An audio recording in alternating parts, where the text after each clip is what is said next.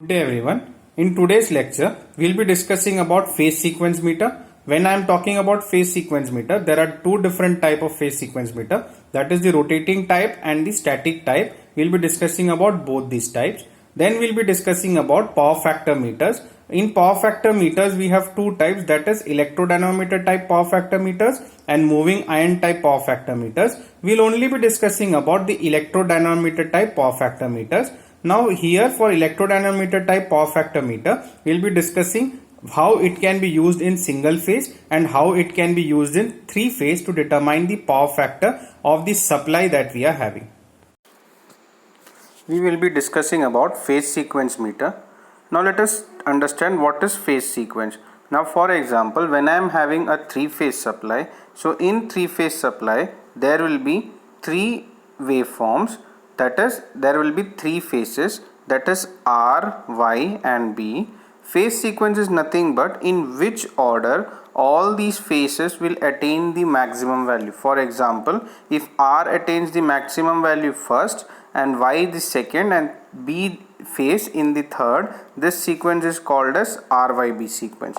In that manner, I have three phases, that is R phase, Y phase and B phase. So in this manner, what can happen is, this order in which the maximum is attained by each phase, it can be changed. So to determine which phase sequences we are having, we will be using phase sequence meters.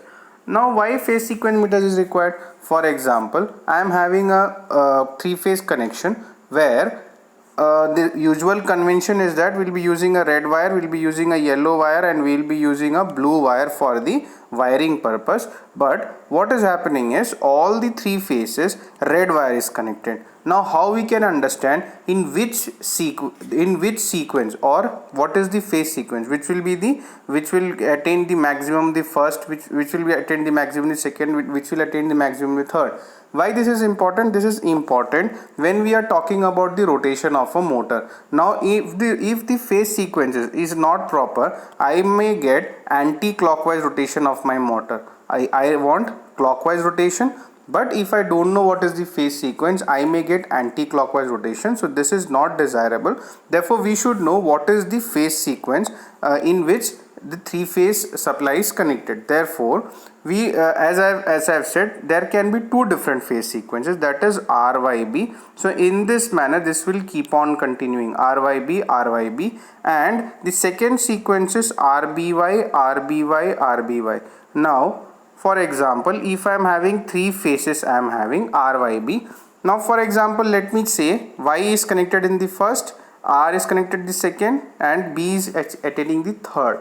Now if I'll keep on repeating this, I get YRB sequence. Now checking here, this is YRB. So this sequence is possible. Now let us change this commutation. Now what I'll do is I'll say that B is first, R is second and Y is third. So if I look BRY, so this is BRY. So here I am this sequence I am getting. So in this manner, if I try all the different combinations, I can see that I will be having only two different type of phase sequences in my three phase supply. Now to determine the phase sequence, the meter that we are using, we'll be calling it as phase sequence meter. And phase sequence meters are of two types. The first type is called as rotating type phase sequence meter and the second is static type phase sequence meter. Now we will be discussing about a rotating type phase sequence meter. As we all know that a rotating type phase sequence meter, it will have three coils. Let us consider it is having three coils which are star connected and they are excited by the supply whose phase sequence is to be determined. Now what will happen is, for example, let me take this to be RYB. Now I have to check that now these RYB connections are given here. Now which supply I want to check, I'll give the connections here, RYB connections I'll be giving. Now these three coils, they will receive a supply. Now we know that when three phase supply is given to coils, it will generate a rotating magnetic field, and for harnessing that rotating magnetic field, what I will do is I'll place an aluminium disc Now this aluminium disc is mounted on the top of the coil. Now this coil, it produces a RMF, and because of the eddy currents that are induced in the disc, the aluminium disc, it induces eddy current, as we have discussed in the previous type, that is for damping we have discussed, that is eddy currents will be induced in aluminium disc. Now this will produce a torque because of the interaction of the eddy current with the field created by the 3RYB windings that we have. Now this will start revolving because of the torque, and the direction of the rotation, it will depend on the phase sequence of the supply.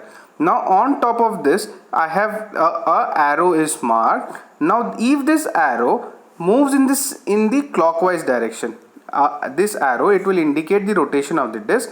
If the direction of rotation is same as that indicated by the arrow head, this means the phase sequence is same as that marked on the terminal. For example, if clockwise rotations are, if I am getting, the first wire that I have connected will be R wire, R phase wire, the second wire will be Y phase wire, and the third phase will be B phase wire. So in this manner I can understand the phase sequence of the three phase supply. And the second condition that is possible is, for example, if the disc is rotating in the opposite direction, when the disc is rotating in the opposite direction, it means that the phase sequence that I am having is RBY. That is the first wire that I have connected, it is R phase wire, the second wire is B phase wire, and the third wire is Y phase wire. Now this is clearly understood. For understanding that, one more thing we can do is, for example, if this is my R phase, Y phase, B phase, so we can see that R is attaining maximum at the first, Y is attaining maximum at the second, B is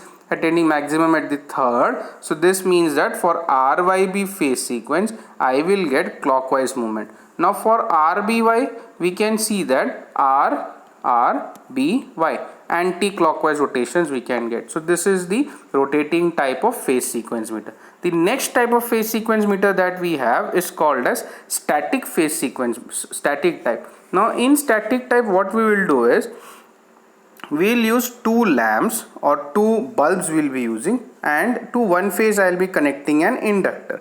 Now we can see here that when the phase sequence is RYB, now when I am using an inductor, when the phase sequence is RYB, we can see that this light, the first lamp will be dim, the second lamp will be bright. So this is for RYB sequence. Now if I am giving the sequence to be RBY, this is reverse, that is I will get a bright at the first lamp and dim at the second lamp. So this is also a type of static type device that we can use to measure the phase sequence.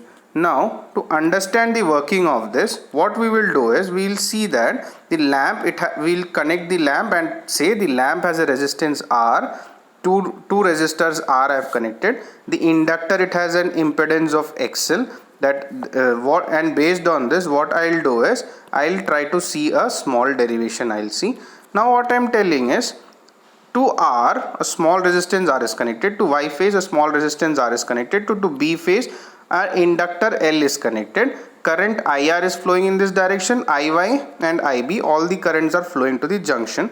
We know that all the VRY, VYB and VBR, it will have a difference of 120 degree in between them. Therefore I get VRY is equal to V1 plus J0, VYB is equal to V minus 0.5 minus J 0.866, V minus 0.5 plus J 0.86 for VBR. That is 120 degree phase difference I am having in between these three waveforms. Now to this junction, what I will do is, I will apply KCL. The rule of KCL, it states the sum of currents at a junction will be equal to 0. So I am adding IR plus IY plus IB, I get it to be 0. Now what I am doing is, now I will be applying KVL. I will be applying. For applying KVL, first I will consider this loop. I will considering this loop, I am getting the equation VRY, that is the potential difference between these 2 points, VRY plus IYR minus IR, because I will be moving in this direction, I am moving in the opposite direction, therefore I am writing minus IRR.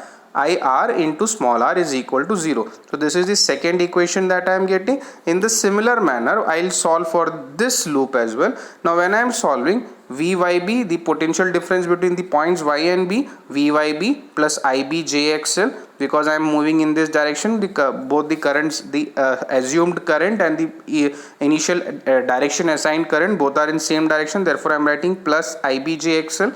Then opposite direction, the assumed direction and the direction of the loop, both are opposite, therefore I will be getting minus IYR into minus Iy into small r equal to 0. I am getting three equations. I am getting, when I am solving these three equations, I get IR is approximately 0.27 times Iy. So which means that IR is equal to 0.27 times Iy, which means IR is just 27% of Iy. That is, this is just 27%. Now only 27% of Iy, this is Iy. So from this it is clearly understood that this lamp will glow bright. Why it will glow bright? Because the full current Iy is flowing through this. This will glow dim. Why it will glow dim? Because whatever current is flowing here, only that's 27% current is flowing in the R phase, therefore it will be dim. So it is understood from this derivation. Solving these three equations, I can get these two terms I can get. Now based on this, it is clearly understood that if RYB phase sequence is there, this will be dim, this will be bright, and if RBY phase sequence is there, the opposite will happen. R phase will be bright and Y phase will be, the lamp connected to Y phase will be dim. Now for here we know that the voltage drop across lamp 1 is only 27% of that across lamp 2, as we have seen from the small derivation. Then one more thing we can do is, this inductor, it can be replaced with a capacitor. Now when I am replacing the inductor with a capacitor, what will happen is the reverse will happen. When I was connecting RYB for L, lamp 1 it was dim, lamp 2 it was bright, that is for inductor. When I am connecting a capacitor, the reverse will happen. Lamp 1 will be bright and lamp 2 will be dim. This is the only difference that we get when I am connecting a when I am replacing the inductor with a capacitor. Now moving further, let us discuss about power factor meters. Now what is power factor? We know that power is equal to VI cos phi. Now this cos phi is my power factor. Now to find out cos phi, what I would require is, I'll have to find out my power, and then I'll have to find out what is the voltage and what is the current, and based on that I can find out my power factor. Now this is a very tedious process. Now in order to simplify this, what we will do is, we'll be using power factor meters. We'll be using now power factor meters are not required for DC, it is only required for AC, because the role of power factor is only seen in AC circuits. Now to achieve that, what we will do is, we can use electrodynamometer type instruments. Now for electrodynamometer type instruments, as I have said, it will be only used for AC. In AC I have single phase and I have three phase. Now we'll be discussing about single phase electrodynamometer type power factor meter, and we'll be discussing about three phase electrodynamometer type power factor meter. Let us start with single phase electrodynamometer type power factor meter. Let us look into the construction. Now looking into the construction, we can see here that there are two set of coils. This is the first set of coil and this is the second set of coil. Now we can clearly understand that the second set of coils is connected to a pointer, so this will be the moving system, and the first set of coils that I have said, the first set of coils that I have said, these are fixed, so these will be the fixed coil. Now we will be calling the fixed, we can call it as either as the fixed coil or we can call it as the current coil. So we know that this fixed coil or the current coil, it consists of two coils which act as the current coil. This coil is split into two parts, the first part and the second part, and it carries a current for the circuit which is under test. Now we can clearly see that this is connected here in series. This is connected in series. So in this manner I can understand that this is the current coil, because the connection is in series. Whichever supply I have to test or whichever supply's power factor I have to understand, for that I am connecting both the fixed coils in series. Now the magnetic field produced by this coil will be directly proportional to the current that is flowing. The current will be directly proportional to the magnetic field, because if the value of current is more, it means that the magnetic field produced will be more. If the value of current is less, magnetic field produced will be less. So this is the first part, that is the current coil or the fixed coil. The second part that we have is my pressure coil or my moving system. Now here we can see that there are two identical coils. We'll let us name it to be A and B. Now we can clearly see that this A and B, they are pivoted on a spindle, or the pivoted on a spindle means a spindle arrangement is there. On the spindle arrangement, this moving system is fixed. Now coil A has a resistor connected to it, that is, it is a non-inductive resistor, that is a pure resistor with in series to it, and the coil B has a highly inductive coil having inductance L connected in series with the coil B. Now we can see that both these coils, coil A and coil B, are placed in such a manner that there is a 90-degree difference between both the coils. A 90-degree difference is created between both the coils, and the pointer is also connected to the center of the moving system. Now here we can see that both the coils are connected in parallel. Both the coils are connected in parallel to the supply. This is the supply. We can see that both the coils are connected in parallel to the supply. So this is acting like the pressure coil. Now here we can see that current through coil A will be always in phase with the circuit voltage, while that through coil B will lag the voltage by an angle approximately equal to 90 degree, because I am having a inductive component here. Now we can see here that there will be no controlling devices, that is, there will be no springs attached, as we have discussed in the previous instruments. No spring attachment will be there. The connection of the moving system, they are extremely flexible, and they have minimum control effect on the moving system.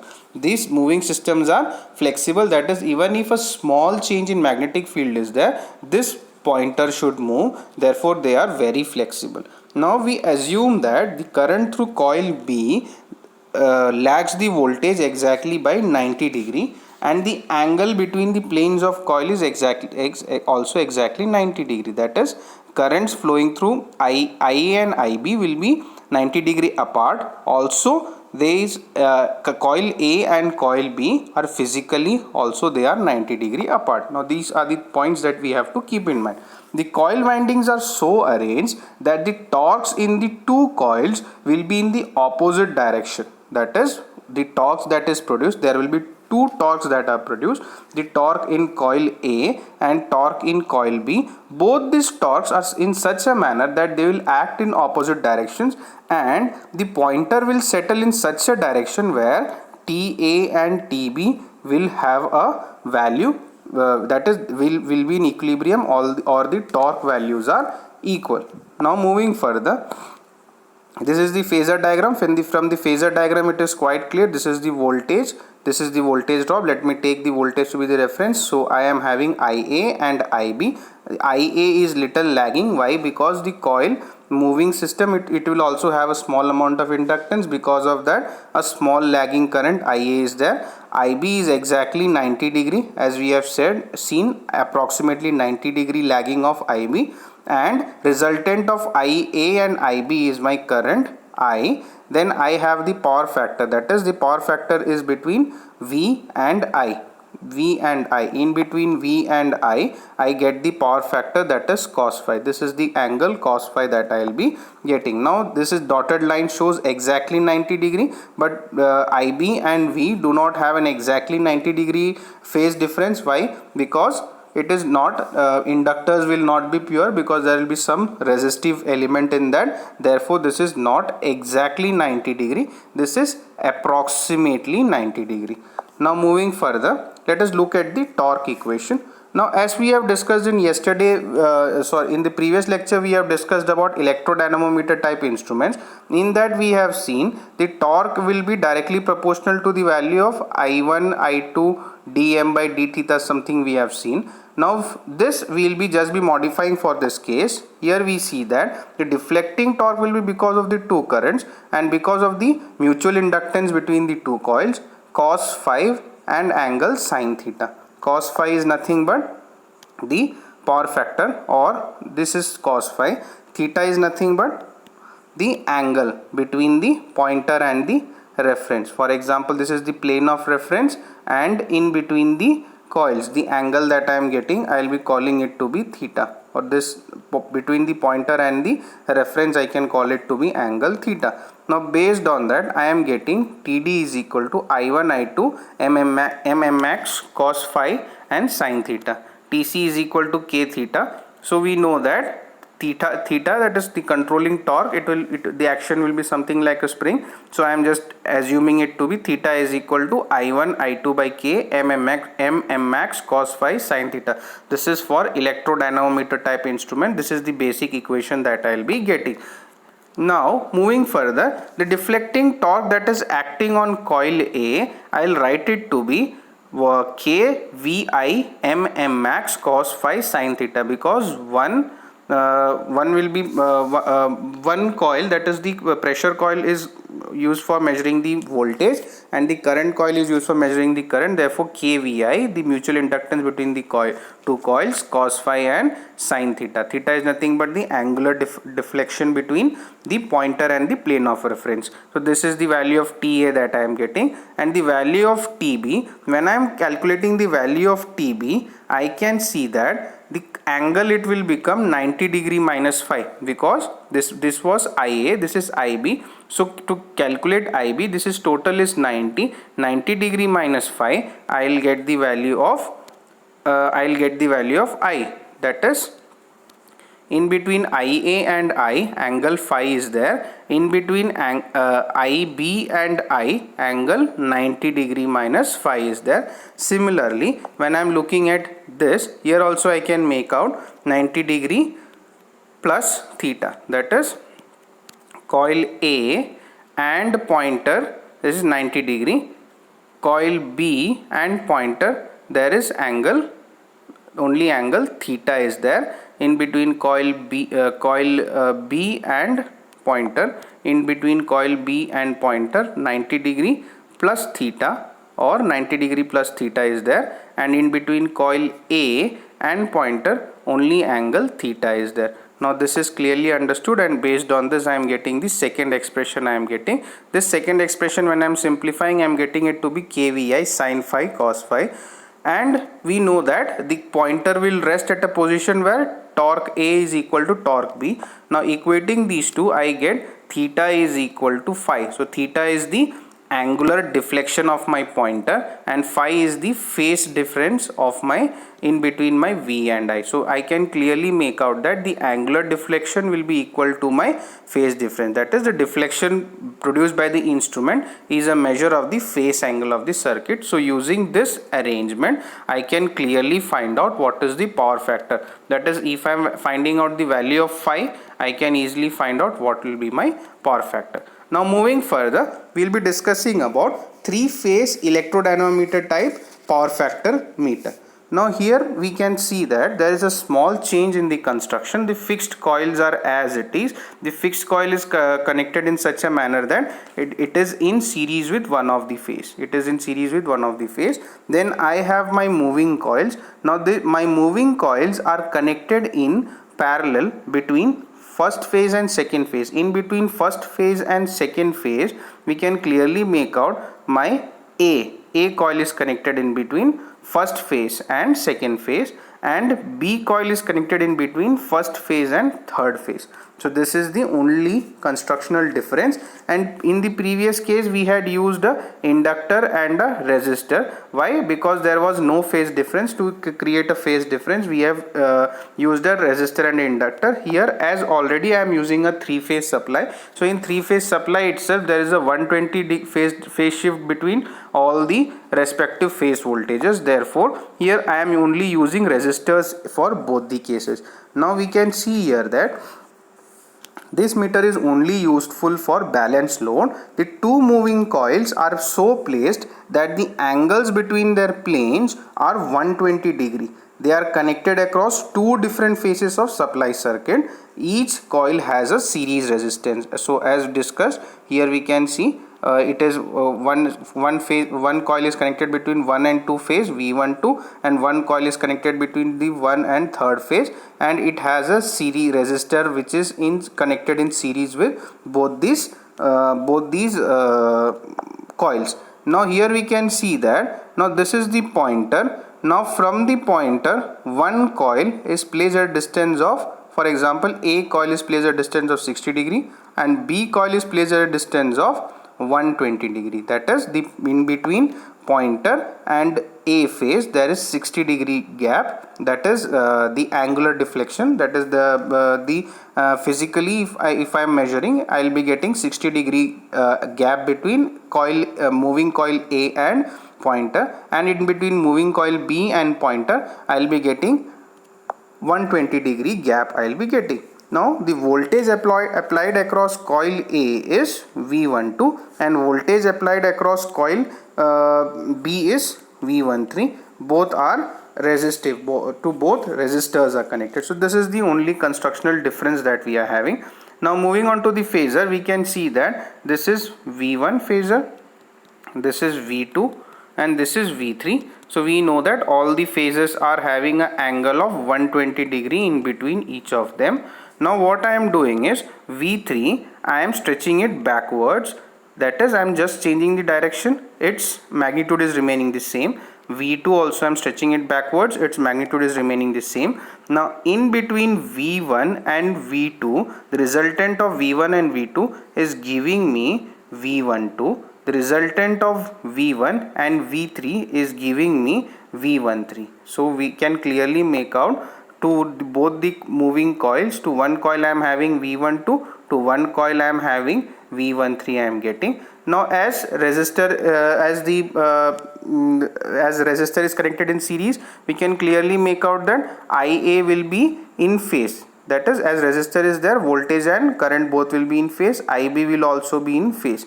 Now this in between these two, that is IA and IB's resultant, I will be getting it to be I, and in between these two there is an angle of 30 degree. Now how we are getting angle of 30 degree? This is 120 degree, this is the angle bisected, this total is 60 degree, and again this is bisecting, so this is 30 degree. So in this manner, in between V12 and V1 I am getting an angle of 30 degree, and this is my angle phi. So to get this in between V1 and I,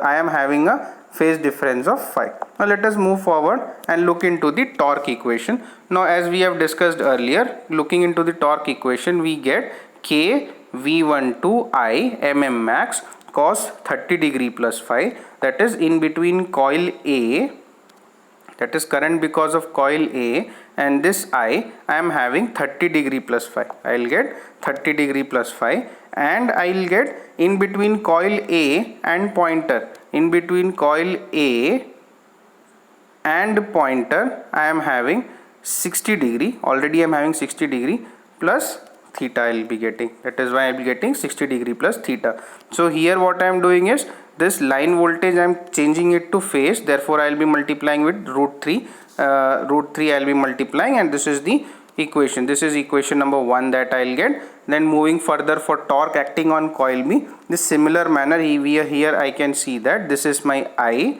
For calculating the angle between IB and I, what this is, total is 30 degree. 30 degree minus phi if I am doing, I will get this one.